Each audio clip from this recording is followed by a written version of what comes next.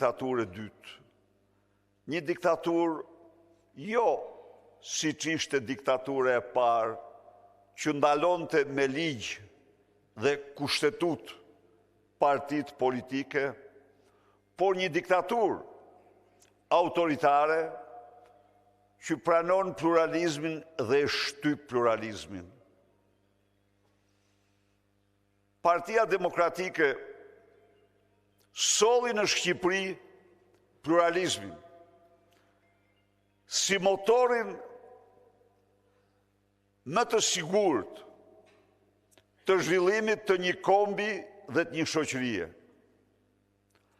Ata të cilët e lanë 45 vite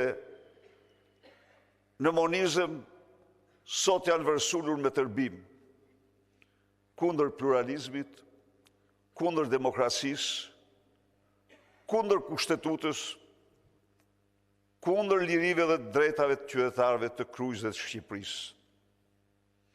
Sot, në qoftë se analizojmë, sot ka një njeri nga i cili të gjitha pushtetet varen, sot në 220.000 rrogtar të këtij shteti, më shumë se 200.000 i përkasin partisë shtet. I përkasin partisë shtet, e cila në të drejtën e Zotit, jo për të rënduar, por ka lind si parti krimi, është rrit si parti krimi, vazhdon si parti krimi, si fatkeqësia më e madhe kombëtare. Kjo është Partia Socialiste. Kjo parti, me në krye Edi Ramën, thash, ka vendosur një regjim i cili 3 gjëra, ka 3 shtylla kryesore.